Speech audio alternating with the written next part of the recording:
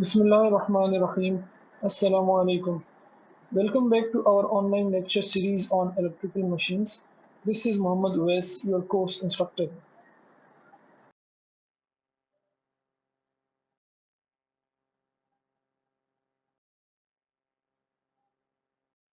So students, this is the last week of online lectures in the Department of Electrical Engineering. In the previous lecture, if you remember, we discussed in detail the different types of windings for armature, like the lap winding, the wave winding, and we also discussed the basic terminologies which are associated with armature winding. In this week, we shall be discussing DC generators, in particular the different types of DC generators and also the different types of DC motors as well. And in our last lecture, we shall discuss the problems which are associated with the DC machines and particular to commutation. So we discussed about commutation, what is commutation. In this week or in the very last lecture, we shall discuss the problems which are associated with commutation and how do we come over those problems. So before starting the topic of DC generators, let's first derive the relationship for induced voltage in a DC machine. We know that for a loop which is rotating in a uniform magnetic field, the voltage induced in a single conductor is given by this relationship, which is E induced is equal to VBL. Remember, इस वक्त यहाँ पे जो हम बात करें this is of any single conductor. लेकिन जब हम लूप में बात करते हैं स्टूडेंट्स, तो लूप एक लूप में हमारे पास बेसिकली दो कंडक्टर्स हो रहे होते हैं, ठीक है। तो हम बेसिकली इस वक्त जो बात कर रहे हैं वो एक कंडक्टर में बात कर रहे हैं, ठीक है। For instance in this conductor this is the voltage which has been induced, ठीक है।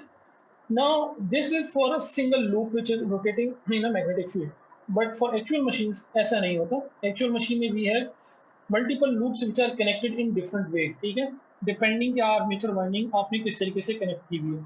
तो total voltage in real DC machine is equal to the number of conductors. Remember, I'm talking about the number of conductors, not the number of loops, the coils. I'm talking about the number of conductors per current path, ठीक है। पर current path का मतलब क्या है, कितने आपके पास पैरेलल पाथ्स हैं। इट डिपेंड्स कि आपकी वाइंडिंग कौन सी है। So if it is left winding then A is equal to P, where A is the number of parallel paths. A is equal to P for a simplex machine. और अगर आपके पास wave winding है then A is equal to 2 for a simplex machine. अगर duplex है तो आप उसे m से मल्टीप्लाई कर देंगे, where m is the multiplicity. So in real machines, the total voltage is equal to number of conductors per current path multiplied with the voltage on each conductor. So relationship then comes out to be this, ठीक है, where this Z is the number of total number of conductors in the armature, A is the number of parallel paths. बाकी parameters आपको मालूम है। And this V can be given by R into omega, where omega is angular speed in radian per second. और अगर आप इसे place करते हैं R ओमेगा को, ये आपके पास रिलेशनशिप बन जाता है, ठीक है जी। अब इसको मजीद हम सिंप्लीफाई करने जा रहे हैं। सो we know flux per pole can be given by this relationship, phi is equal to B into AP, ठीक है। What is AP? AP is the portion of area which is associated with each pole. तो हमारे पास अगर एक circular आपके पास cylindrical rotor है जो होता है, उसमें क्या करना है, आपने वो पोर्शन निकालना है which is associated with each pole. So अगर आपके पास एक सिलेंडर है तो आपको एरिया पर पोल निकालने, तो आप क्या करेंगे, टोटल एरिया को डिवाइड कर देंगे by the number of poles, and this is what we do.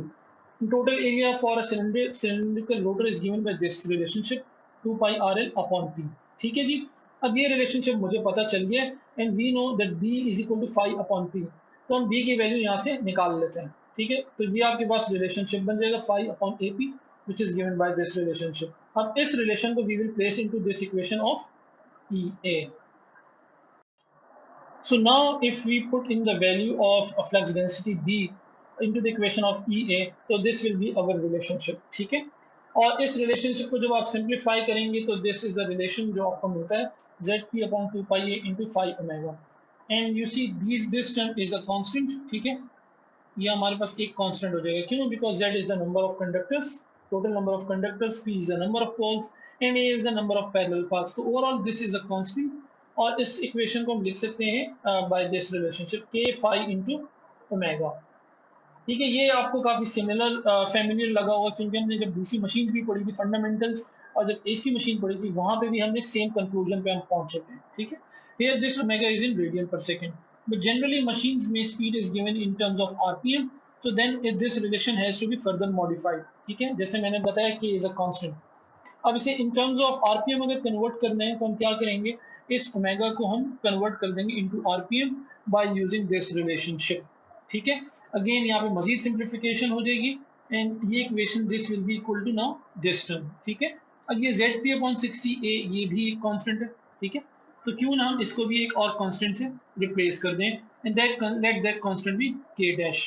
ठीक है, तो ये आपके पास एक फाइनल रिलेशनशिप मिल गया and now you see conclusion same वही है जो हमने पीछे किया था इवन फॉर AC मशीन्स कि जो जनरेटेड वोल्टेज है और the voltage which is induced is equal to a K phi n and it is dependent on three parameters, namely the flux in the machine phi, the speed with which the machine's rotor is rotating यानी कि omega कह लें आप, यहाँ इस equation में omega कह लें, यहाँ पे आप इसे n कह सकते हैं. ठीक है, अगर आरपीएम में तो and also a constant depending on the construction of a machine. अब अगर आप ये इक्वेशन यूज कर रहे हैं तो कांस्टेंट ये है, अगर ये यूज कर रहे हैं तो कांस्टेंट ये हो जाएगा. ठीक है जी. जैसे हमने पिछली स्लाइड में इंड्यूस्ड वोल्टेज की इक्वेशन ड्राइव की थी, उसी तरीके से हम टॉर्क के रिलेशनशिप भी यहाँ देख सकते हैं. The relationship for induced torque in DC machine is given by this relationship. ठीक है जी, and if you see in this relationship this term ZP upon 2 pi is a constant which has been represented by K. और ये relationship आपको काफ़ी familiar लगा होगा क्योंकि हम जब डीसी मशीन की फंडामेंटल और इवन जब एसी मशीन की फंडामेंटल्स देख रहे थे तो हमें पता था कि इंड्यूस टॉर्क जो हमें मिलना है, actually this is not the torque at the shaft. ठीक है, this actually the induce torque और ये टॉर्क कहाँ इंड्यूस होने जा रहा है, this will be on the armature. ठीक है, so this is given by this relationship when we see that it is actually dependent on three parameters: the flux in the machine phi, ठीक है, then is your current, armature current, and lastly the constant K which is also known as the machine constant. Now let's solve this example 8.3 from Chapman. This is a duplex lap wound machine. ठीक है, DC machine है, 72 coils हैं armature में. ठीक है, और हर coil actually basically एक मल्टी टन कॉइल है, यानी हर कॉइल में 12 टन है. This is given to you. Flux per pole is given and even the speed is given which is 400 RPM. So let's see हमें मालूम क्या करना है. सबसे पहले we have to find out the current paths in this machine, यानी कि हमें पैरेलल पाथ्स निकालने हैं व्हिच इज रिप्रेजेंटेड बाय ए. अब ये डिपेंड करते हैं कि बाइंडिंग कौन सी है आपके पास, दो टर्म्स पे डिपेंड करते हैं. एक आपके पास बाइंडिंग कौन सी है जो कि लैप है, दूसरी आपके पास कि आपकी मल्टीप्लिसिटी क्या है, सिंप्लेक्स है डुप्लेक्स है. अगर तो डुप्लेक्स है तो इसका मतलब ये है कि यहाँ पे दो इंडिपेंडेंट सेट्स होंगे. तो ऐसे केस में आपके पास M is E is given by the relationship MP. ठीक है, अगर आपके पास सिर्फ सिंप्लेक्स लैप होता तो आपके पास this would had be A equals to P, यानी A इक्वल्स टू आपके पास क्या हो जाता 6. But here since this is duplex तो आपने इसे 2 से मल्टीप्लाई करना होगा and you see there are 12 current paths. Next is the induced voltage. उसके लिए हमें इंड्यूस्ड वोल्टेज का रिलेशनशिप यूज करना है. ठीक है, K डैश फाई n. ठीक है, फाई n ये वाला क्यों यूज किया, क्योंकि आरपीएम में हमें डेटा गिवन था. और K डैश की इक्वेशन क्या थी students, this was this ZP upon 60A. So if we can find out the value of Z, we can then find out the value of K dash as well. और K dash आ गया तो you can find out the value of EA as well. So this Z is the total number of conductors. Remember, अगर मेरे पास एक coil है students, if I have one coil तो मेरे पास कितने conductors आ रहे हैं, मेरे पास 2 conductors आ रहे हैं. ठीक है, so this is 1 and 1 dash. अब ये अगर इसमें हमारे पास 72 coils हैं, ठीक है, तो कितने होंगे 72 into 2. लेकिन ये तब है अगर सिंगल टर्न है. This is a multi turn coil.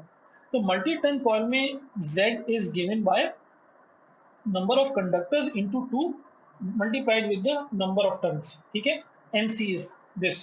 तो आप number of turns को भी इंक्लूड करना पड़ेगा. Now with this you get the value of Z. Z आ गया तो आप K dash में पुट करें, you get the value of K dash, and once you have the K dash you can find out the value of induced voltage as well, EA, which comes out to be 224.6 volt. So बड़ा आसान था. Important point यहाँ पे Z वाला point था जो आपको पता होना चाहिए. बिल्कुल इसी तरीके से आपके पास एग्जांपल 8.4 है, प्लीज इसको सॉल्व कीजिएगा. This is an important example, इससे आपके कांसेप्ट्स मजीद क्लियर हो जाएंगे इंशाल्लाह. And then the next discussion is about the losses in DC machine. Losses in DC machine are pretty similar to what we discussed in AC machine. Basically आपके पास to start with you have electrical losses or the copper losses. Copper losses आपके पास कहाँ होते हैं, जहाँ जहाँ आपके पास winding है वहाँ पे आपके पास copper losses आने वाले हैं. ठीक है, तो हमारे पास वाइंडिंग कहाँ पर है? वी नो वाइंडिंग हमारे पास आर्मेचर वाइंडिंग है, ठीक है। So I A square into R A and then field winding, ठीक है। फील्ड वाइंडिंग अगर आपके पास जो स्टेटर है उस पर आपने जो पोल्स हैं वो इलेक्ट्रोमैग्नेट्स हैं, तो उस वक्त आपके पास एक फील्ड वाइंडिंग होगी और उसकी एक रेजिस्टेंस होगी। So you can find out the value of copper losses. ये चीज हमें अब काफी हद तक क्लियर हो जानी चाहिए, क्योंकि हम ये पीछे से मुसलसल देखते आ रहे हैं। हमने ट्रांसफार्मर में देखा और उसके बाद हमने एसी मशीनरी में भी देखा। एक इजाफी चीज जो हमारे पास यहाँ जो हमें चीज नजर आ रही है, दैट इज ब्रश लॉस। क्योंकि आपके पास ब्रशेस हैं, ठीक है, तो इसमें क्या होता है कि पावर लॉसेस आपके पास होने ही होने हैं। और इसके लिए जो इक्वेशन है, this is given by this relationship, so V B D into I A, ठीक है। What is B D? It is actually brush drop, क्योंकि इट डिपेंड्स कि आपके पास ब्रश कौन सा आप यूज कर रहे हैं, मटेरियल कौन सा यूज होने वाला है, तो अकॉर्डिंगली उसकी वैल्यू होती है। सो ठीक है, अगर आप फॉर इंस्टेंस जनरली हम इट्स समवेयर अराउंड 2 वोल्ट्स, ठीक है, otherwise it will be given to you. So क्योंकि ब्रश क्या कर रहे हैं, brushes are carrying the current, ठीक है, from commutator segment to the load, तो ऑब्वियसली वहां पे आपके पास पावर लॉसेस होने वाले हैं which are given by this relationship, ठीक है। The other losses include the core losses, जिसमें आपके पास मैग्नेटिक लॉसेस आते हैं, hysteresis and eddy current losses. क्योंकि इनको हम डिटेल में पढ़ चुके हैं, तो अब यहाँ पे हमें इन्हें दोबारा डिस्कस करने की जरूरत नहीं है। एंड ये जो आपके पास लॉसेज होते हैं, these are dependent on various parameters including the frequency and also the flux density as well. Flux density के स्क्वायर के ऊपर डिपेंड कर रहे होते हैं, जबकि स्पीड ऑफ रोटेशन के ऊपर भी डिपेंड कर रहे होते हैं by this relationship. So n raise to power 1.5 का फैक्टर होता है जिसके ऊपर ये डिपेंड कर रहे होते हैं। इसके बाद आ जाते हैं आपके पास मैकेनिकल लॉसेस। मैकेनिकल लॉसेस जो मैकेनिकल इफेक्ट्स हैं हमारे पास, दो फ्रिक्शन है और दूसरे आपके पास विंडेज है। इसको हम काफी पहले भी पढ़ चुके हैं, हम न्यूमेरिकल सॉल्व कर चुके हैं और मैं आपको पहले भी ये पढ़ने को दे चुका हूँ। So friction is between the bearing, आपके पास बेयरिंग है मशीन में, तो उसमें आपके पास फ्रिक्शन होती है, वो लॉसेज हो गए। Windage is actually basically the friction between the moving parts and the air inside the Motors casing. Lastly आपके पास होते हैं स्ट्रे लॉसेस, जिन लॉसेस को आप कहीं पे भी नहीं डाल सकते हैं, उनको आप स्ट्रे लॉसेस की कैटेगरी में रखते हैं। So these are the losses जिनको आप पहले कंसिडर नहीं कर पाए किसी न किसी भी वजह से, ठीक है। और ये these are somewhere around 1 to 2% of the full load. And to represent losses in machines, it's preferred that we go with the power flow diagram. अब चूंकि हमारे पास डीसी मशीन में डीसी जनरेटर है और डीसी मोटर है, तो आपके पास दो पावर फ्लो डायग्राम आ जाएगी, one for generator, the other for DC motor. And losses हमें ऑलरेडी पता चल चुके हैं, हमने पिछली स्लाइड में उन्हें डिस्कस भी कर लिया। Let's have a look at the power flow diagram for a DC generator. ये आपको यहाँ पे दिखाई गई है इसकी power flow diagram. If you see, this is your mechanical power जो आप प्रोवाइड कर रहे हैं, इनपुट कर रहे हैं, टॉर्क इनटू ओमेगा, ठीक है। So this is your mechanical power. फिर आपके पास स्ट्रे लॉसेज हैं, मैकेनिकल लॉसेज हैं और core losses. Once these losses have been encountered, उसके बाद जो पावर बचती है, this is the converted power basically, ठीक है। But this is not the converted power which is available at the output, क्योंकि बीच में आपके पास कुछ और इलेक्ट्रिकल लॉसेज होते हैं, आई स्क्वायर आर लॉसेज। उसके बाद जो पावर मिलती है, that is your output power, and remember this output power will be less than the converted power for a DC generator, ठीक है। एंड ये VT is your terminal voltage where EA is your induced voltage, ठीक है, या armature voltage आप इसे कह लें। and this EA is greater than VT in the case of DC generator, ठीक है। let's have a look for the case of a DC motor। जब डीसी मोटर की आप बात करते हैं, तो आप अपोजिट काम करते हैं, आप इलेक्ट्रिकल इनपुट प्रोवाइड करते हैं, ठीक है, और उसके बाद कुछ आपके पास लॉसेज होते हैं यहाँ पे। इन लॉसेज के बाद आपके पास क्या होता है, लॉसेज यहाँ पे हो गए, इलेक्ट्रिकल लॉसेज थे, आई स्क्वायर लॉसेज। उसके बाद ये आपको इलेक्ट्रिकल पावर मिल रही है which is now going to be converted into the mechanical power. then you have core losses, mechanical losses and stray losses, and finally this is the power which you receive, ठीक है। sorry, this is your output power, ठीक है। output power is equal to torque into omega। so I hope these power flow diagrams are clear to you। now let's have a look at the different type of DC generators which have been shown here। बिल्कुल इसी तर्ज के ऊपर आपके पास classification DC Motors में भी होगी, जिन्हें हम अगले लेक्चर में देखेंगे इंशाल्लाह। तो अगर आप क्लासिफाई करें ब्रॉडली स्पीकिंग, तो दो कैटेगरीज आ जाती हैं, the separately excited generator and the self excited. In self excited there is further classification whether your machine is series wound, it's shunt wound or the compound wound, compound wound में जाते हैं तो फिर वहां पे दो मजीद टाइप्स हैं। ये जो आपके पास एक्साइटेशन है, इसका मतलब ये है कि जो आप फील्ड प्रोवाइड कर रहे हैं वो आप किस तरीके से प्रोवाइड कर रहे हैं। ठीक है जी, तो चलिए इन्हें डिस्कस करते हैं। Let's start with separately excited DC generator. So पहली टाइप जो हमारे पास है, this is separately excited DC generator. As the name itself suggest, यहाँ पे जो हम फील्ड प्रोवाइड करते हैं वो आपके पास by an external DC source होती है। For instance by using a battery. Have a look at this figure, this is your armature. ठीक है, this is the symbol for armature, armature को रिप्रेजेंट कर रहे हैं। और आपके पास यहाँ पे ये ब्रशेज हैं। ठीक है, और आप लोड को करंट प्रोवाइड कर रहे हैं। ठीक हो गया जी। Okay, because this is here as a generator. ठीक है, और यहाँ पे आपके पास आ जाती है फिर फील्ड वाइंडिंग। अब फील्ड वाइंडिंग क्या है आपके पास, यहाँ पे आर्मेचर है। हम देख रहे हैं कि आर्मेचर में जो करंट आप प्रोवाइड कर रहे हैं in this winding, it's actually from a separately excited, separately source, separate source.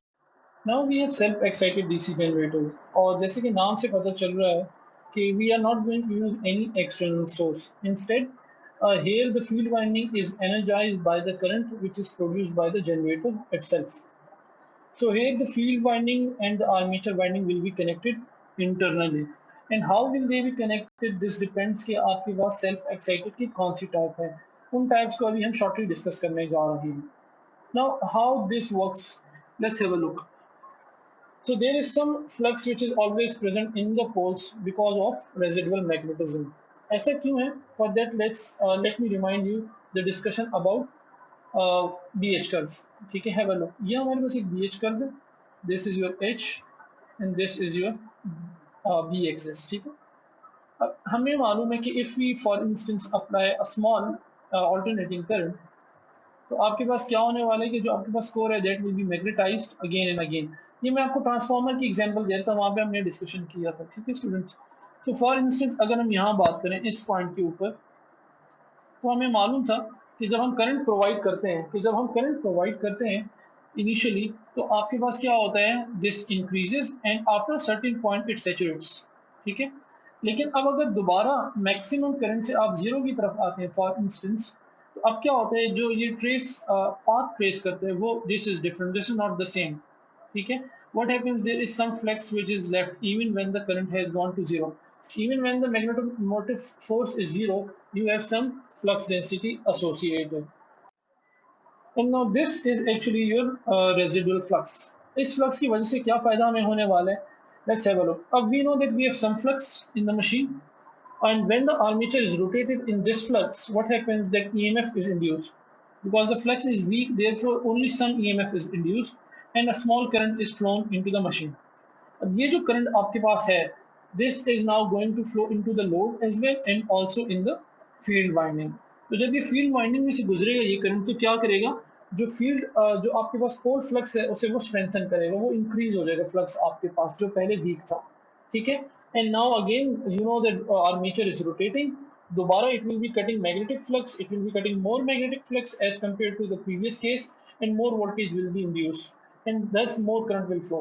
Okay, and this current will again flow into the machine and thus it will improve the pole flux. So this process continues, and this is how actually the machine works, self-excited machine. अब इसकी मजीद तीन different types हैं. One is called the series, the other is shunt, and the last is called the compound wound machine. So let's start with our discussion about series machines first. So in series wound generator, as the name suggests, the field winding is actually in series with your armature. ठीक है, ये armature है और इसकी एक associated armature winding है। यहाँ पे winding दिखाई नहीं गई है, बट हम इन्हें simply यहाँ पे winding दिखा सकते हैं कुछ इस तरीके से। ठीक है, so let this be your armature winding. ठीक है, so let this be your RA. So now you see in this case, the field winding is in series with your armature winding, and thus same current will be actually flowing into the load and also in your field winding as well. अब चूंकि load में जो current जा रहा है वही field winding में से गुजरना है, तो you have to make sure कि ये वाइंडिंग आपने प्रॉपरली डिजाइन की हुई हो। So therefore this winding should have few turns of thick wire. Why should be thick? क्योंकि आपने ज्यादा करंट फ्लो कराना है इसमें से, लेकिन जो इसकी रेजिस्टेंस है वो it should be kept low, so that इसके अक्रॉस जो वोल्टेज ड्रॉप होना है वो कम से कम हो। But remember this type of machine और this type of DC generator is rarely used. So अगली जो टाइप है that is shunt wound generator and इसमें क्या होता है कि जो शंट वाइंडिंग है this is in parallel with your armature winding as you can सी, ठीक है। सो और दूसरा ये कि full generator voltage appears across the field winding, and if you apply KVL at this node you will see that IA is equal to I shunt plus I, ठीक है, यानी कि armature current is equal to shunt current and the load current. और अगर आपको आप चाहते हैं कि लोड के अक्रॉस आपको इफेक्टिव पावर मैक्सिमम मिले तो वो कब होगा, when this I is maximum and this I is going to be maximum when I shunt is low. So अब क्या करना है कि you have to decrease I shunt.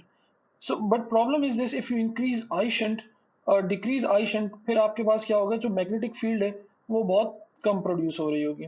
तो how do we overcome that? पहली चीज, in order to decrease this current we need to make sure कि जो शंट फील्ड की हमारे पास इस वाइंडिंग की जो रेजिस्टेंस है that should be high. So if the resistance is high this current will B low. How do we ensure magnetization? We use larger number of turns because when we have larger number of turns, so तो उस वक्त जो desired MMF है, magnetomotive force, that will be high. Remember, magnetomotive force is equal to N into I. So if you have larger number of turns, you shall have the desired MMF. फिर इसके बाद आपके पास इन दोनों का combination आ जाता है which is called compound wound generator. इसमें क्या होता है कि दिस इज द कॉम्बिनेशन, जैसे मैंने बताया, of series and shunt windings. एक वाइंडिंग आपके पास सीरीज में होती है विद द आर्मेचर और दूसरी क्या होती है, पैरेलल में होती है, ठीक है। और इसकी दो टाइप्स होते हैं, one is called the long shunt and the other is called the short shunt.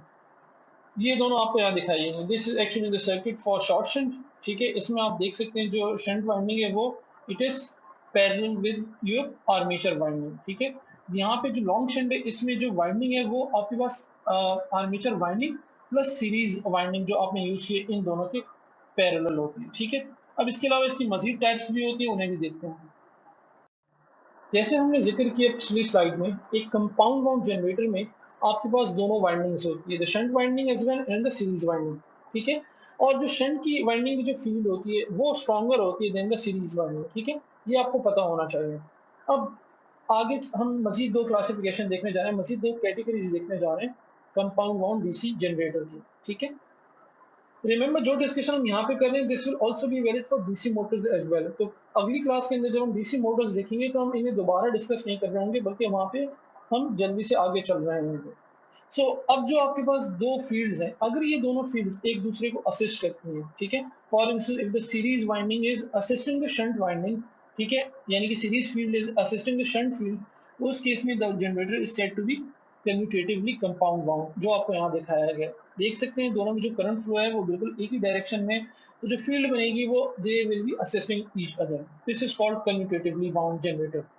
अगर ऐसा नहीं है, if the series field is opposing the shunt field, then the generator is said to be differentially compound wound, ठीक है, which has been shown here। अब आप देखिए इसमें जो करंट फ्लो की डायरेक्शन है it is opposite to that of shunt field, therefore it is called the differentially wound DC generator। So students, these were the different type of DC generators, and now we are ready to solve some examples, some numericals for these different machines, DC generators. Okay? But before going into numericals, let's have a look another important point. This is that of brush contact drop. क्योंकि हमारे पास brushes होती हैं DC machines में, तो इनके across there is some voltage drop, और ये voltage drop depend कर रहा होता है कि आपके पास जो मटेरियल है वो कौन सा है, ठीक है। मटेरियल के ऊपर भी डिपेंड कर रहा होता है और साथ साथ आपके पास इट आल्सो डिपेंड्स कि करंट कितना फ्लो कर रहा है। बट इन प्रैक्टिस हमारे पास this is somewhere around a constant value, ठीक है। और दिस डिपेंड्स कि आपके पास मटेरियल कौन सा है ब्रशेस का। तो अगर कार्बन ब्रशेस हैं तो the drop is overall voltage drop is around 2 volts, और अगर आपके पास ग्रेफाइट के ब्रशेस हैं तो इट इज अराउंड 0.5 वोल्ट है। तो जो हम न्यूमेरिकल से भी करने जा रहे हैं वो आप देखेंगे it will be given to you. अगर ब्रश कॉन्टैक्ट ड्रॉप आपको नहीं गिवन है तो आप इग्नोर कर सकते हैं, but if it is given then you have to consider that as well। So now we are ready to solve examples. Let's solve some examples. Now in this case we have a shunt generator that is delivering 450 ampere at 230 volt, and the resistance of the shunt field and armature are 50 ohm and 0.03 ohm respectively। Calculate the generated EMF। ठीक है जी। सबसे पहले तो हमें ये पता है कि this is a shunt generator, तो हम क्या करते हैं, सबसे पहले शंट जनरेटर का सर्किट देख लेते हैं। तो हमारे पास कुछ इस टाइप की डीसी जनरेटर होते हैं। रिमेंबर, ये आप डीसी जनरेटर के लिए कर रहे हैं। सेम न्यूमेरिकल्स सिमिलरली आप मोटर्स के लिए भी कर सकते हैं। तो आपको पता होना चाहिए कि आप किस मशीन की बात करें। जनरेटर की बात करें तो current will be flowing from armature into the load. ठीक है, तो ये आपके पास करंट की डायरेक्शन गिवन है, दिस इज आई ए, और यहाँ से आपके पास आई शंट है and this is your load current.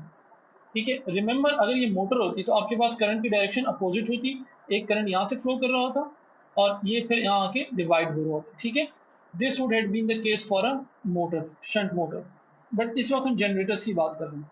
So now let's see कि हम इसे किस तरीके से सॉल्व करने जा रहे हैं। So ये करंट मुझे मालूम है, it is 450 ampere, the voltage is 230 volts and the values are given, this is 50 ohm and this is 0.03 ohm। ये कौन सी रेजिस्टेंस है? मैंने आपको बताया था कि there is a resistance जो आप यहाँ पे दिखा सकते हैं। ठीक है, तो आप चाहें तो यहाँ पे एक वाइंडिंग दिखा सकते हैं, this is your are A. ये आपको पता होना चाहिए कि यहाँ इसके साथ हमेशा एसोसिएटेड होती है। ठीक है, अब आप चाहें तो इसे दिखाएं, चाहे तो ना दिखाएं। तो ये जब हमें मालूम है तो वी कैन नाउ प्रोसीड। क्या करें, हम किस तरीके से आइडेंटिफाई करें? We know that total voltage is 230 volt and this is 50 ohm. हमें निकालना है क्या? Generated EMF which is E G. E G कहाँ होगा? It will be here. ठीक है, तो दिस इज योर ईजी। तो हमें इस ईजी की वैल्यू निकालनी है। तो उसके लिए हम पहले क्या करते हैं, let's try to find out the value of I shunt, because if I know the value of I shunt then I will be able to find out the value of this current I A. ठीक है, I shunt कैसे निकालेंगे? We have this 230, so 230 divided by 50 should give you the answer. ठीक है, और इस तरीके से आपने आई शंट की वैल्यू निकाल ली।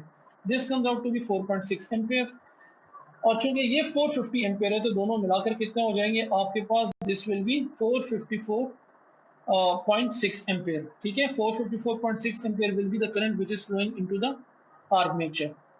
अब लास्टली हमने क्या करना है? We have to find the value of this EG and we know हमें यहाँ पे क्या करना है? हमें केवीएल अप्लाई करना है। So we have to apply a KVL. KVL कैसे अप्लाई करना है? ठीक है, बहुत ही आसान तरीका है।